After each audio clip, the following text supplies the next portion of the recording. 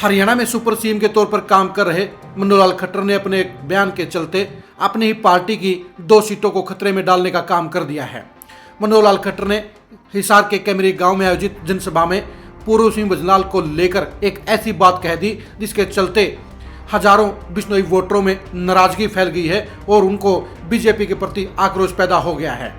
सिरसा और हिसार सीटों पर बिश्नोई वोटरों की एक बड़ी संख्या के चलते बीजेपी के लिए अचानक ही खतरे की घंटी बज गई और खट्टर साहब को 24 घंटे के अंदर न सिर्फ यूटर्न लेना पड़ा बल्कि भजनलाल को अपना दोस्त बताना पड़ा।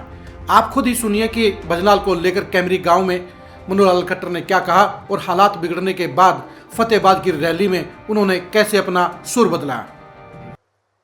कोई भी आदमी काम कराने जाता था किसी सरकारी दफ्तर में 50 रुपए, 100 रुपए, 500 रुपए, 1000 रुपए, 10,000 रुपए, लाख रुपए, 2 लाख रुपए, करोड़ों रुपए तक जैसा काम हो वैसा वो इंजेक्शन लगवाता था। अपना दुनिया दुखी थी, जैसे तैसे काम तो करवाते थे, मजबूरी हमारा काम होना चाहिए, लेकिन गोज कटवाना एक आम बात थी।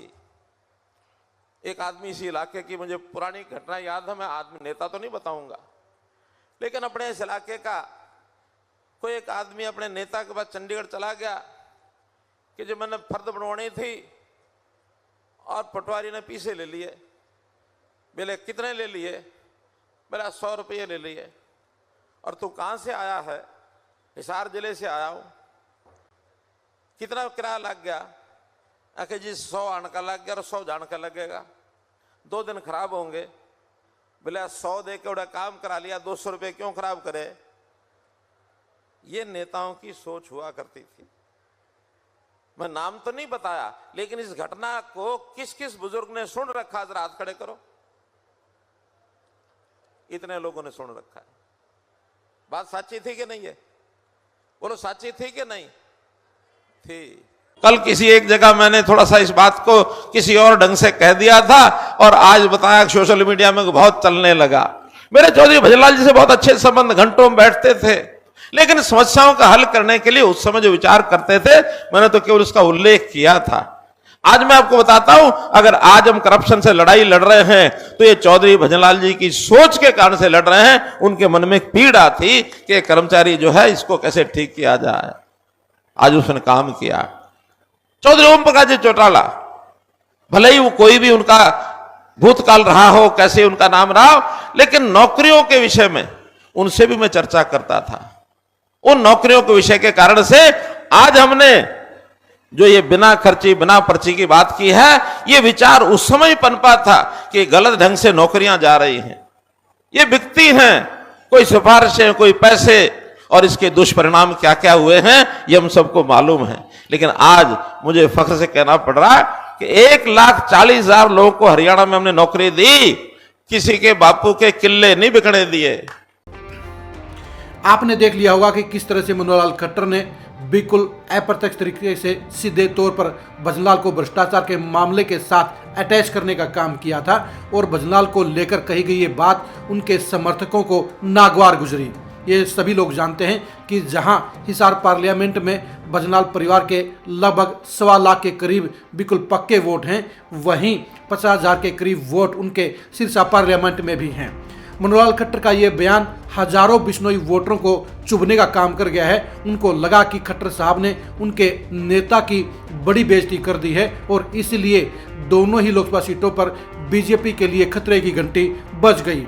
हिसार के बीजेपी प्रत्याशी रणजीत सिंह और सिरसा से बीजेपी के प्रत्याशी अशोक तंवर को भी इस बात का एहसास हो गया कि खट्टर साहब का ये बयान उनके लिए गले की हड्डी बन सकता है, उनके चुनाव के ऊपर विपरीत असर डाल सकता है। इसलिए खट्टर साहब को कहा गया, उनसे रिक्वेस्ट की गई कि आपका ये बयान पार्टी के चुनावी समीकरणों को बिगाड़ सकता है, पार्टी के हार का कारण बन सकता है और पार्टी के लिए सबसे बड़ी सिरदर्दी साबित हो सकता है। इसलिए उनसे ये बयान को वापस लेने की गुजारिश की गई और खट्टर साहब ने भी हालात को देखते हुए, समय की नज़ाकत को पहचानते हुए अपने बयान को बदलने में, अपनी बात से पलटी मारने में ही बेहतरी समझी। और यही वजह है कि एक दिन पहले जो खट्टर साहब भजनलाल का रिश्ता, भजनलाल का संपर्क भ्रष्टाचार के साथ जोड़ रहे थे, वही अगले दिन फतेहाबाद में वो भजनलाल को अपना करीबी दोस्त बताने का काम कर गए और ये बता गए उनके साथ उनके नज़दीकी रिश्ते थे, उनके साथ वो विचार विमर्श भी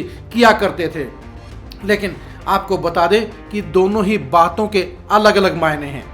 खट्टर साहब इस समय बेशक हरियाणा के मुख्यमंत्री नहीं हैं, लेकिन यह भी सच्चाई है कि इस समय चुनाव प्रचार में वर्तमान सीएम नायब सैनी से ज़्यादा डिमांड उनकी है, कमांड उनकी है, मैनेजमेंट उनकी है और पूरे चुनाव में बीजेपी उनके इशारे पर चल रही है, उनके मैनेजमेंट में चल रही है और उनकी मर्जी के बगैर पत्ता नहीं हिल सकता है। ये भी सच्चाई है कि हिसार सीट पर रणजीत सिंह और सिरसा सीट पर अशोक तंवर को टिकट दिलाने का काम मनोहर लाल खट्टर ने किया। उनकी इच्छा के कारण ही दोनों सीटों पर इन दोनों चेहरों को बीजेपी की टिकट मिली।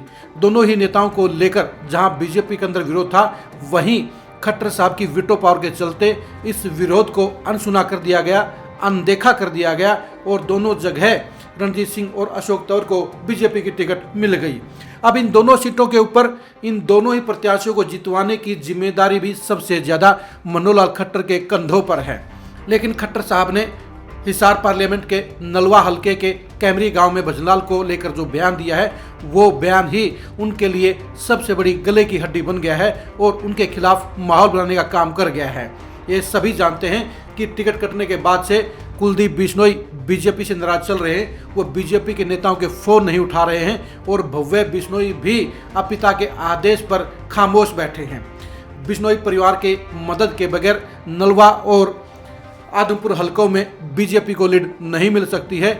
इस नाराजगी का फायदा सीधा कांग्रेस को हो सकता है। इसीलिए मनोहर लाल खट्टर ने अपनी बात को सुधारते हुए ये बात कह दी कि उन्होंने जो कहा था कैमरी गांव में उसके गलत मायने लिए गए हैं, वास्तव में कुछ और चर्चा कर रहे थे। हकीकत ये है कि भजनलाल उनके साथ उनके नज़दीकी रिश्ते थे। लेकिन खट्टर साहब, आप भी जानते हैं, जनता भी जानती है कि आपने किस लहजे के साथ कैमरी में बात कही थी और किस साफगोई के साथ आपने अपनी बात को फतेहाबाद में सुधारने का काम किया था। हिसार पार्लियामेंट के साथ साथ पूरे हरियाणा में भजनलाल के चाहने वालों की संख्या लाखों में है। ये अलग बात है कि भजनलाल परिवार अब गर्दिश के दौर में चला गया है। कुलदीप बिश्नोई बीजेपी में अपनी सियासत के लिए संघर्ष कर रहे हैं और खट्टर साहब के सितारे बुलंद हैं। बेशक खट्टर साहब आज मुख्यमंत्री नहीं हैं, लेकिन अगले 1 महीने के बाद उनकी तरक्की होने के पूरे आसार हैं।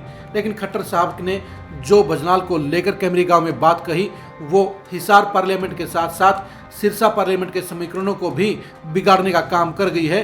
बीजेपी के लिए खतरे की घंटी बजा गई है। यही वजह है खट्टर साहब को 24 घंटे के अंदर अपनी बात को पलटना पड़ा और भजनलाल को लेकर अपनी सोच को भी अलग तरीके से पेश करना पड़ा। लेकिन ये सच्चाई है कि अगर भजनलाल परिवार के वोट बैंक को बीजेपी ने अपने साथ जोड़ने का काम नहीं किया तो दोनों ही सीटों के ऊपर बीजेपी कड़े मुकाबले में फंस सकती है, क्योंकि ये 1.25 लाख का वोट बैंक हिसार में और 50,000 का वोट बैंक सिरसा पार्लियामेंट में बड़े मायने रखता है। अगर कांटे की टक्कर हो गई तो ये फिर बड़ा वोट बैंक हार जीत का कारण भी बन सकता है, यानी डिसाइडिंग फैक्टर साबित हो सकता है। हिसार के बीजेपी प्रत्याशी रणजीत सिंह और सिरसा के प्रत्याशी अशोक तंवर ने इसीलिए इस बयान को लेकर खट्टर साहब से बात की और उन्हें इस बात के लिए रजामंद किया कि वो भजनलाल को लेकर कही गई बात को दूसरे नज़रिए से पेश करें और अपनी बात को काटने का काम करें।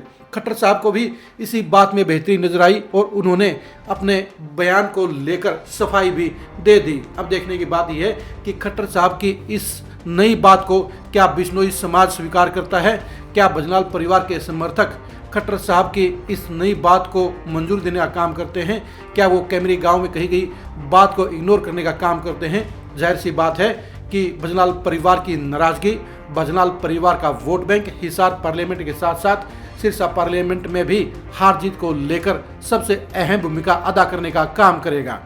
हिसार और सिरसा पार्लियामेंट में बीजेपी के प्रत्याशियों की परफॉर्मेंस को जानने के लिए आप खरी खरी न्यूज़ के साथ बने रहिए। हिसार और सिरसा पार्लियामेंट में भजनलाल परिवार के वोटरों के फैसले को जानने के लिए भी आप खरी खरी न्यूज़ के साथ बने रहिए। आप हमारे फेसबुक पेज को फॉलो कीजिए, आप हमारे यूट्यूब चैनल को सब्सक्राइब कीजिए। नमस्कार।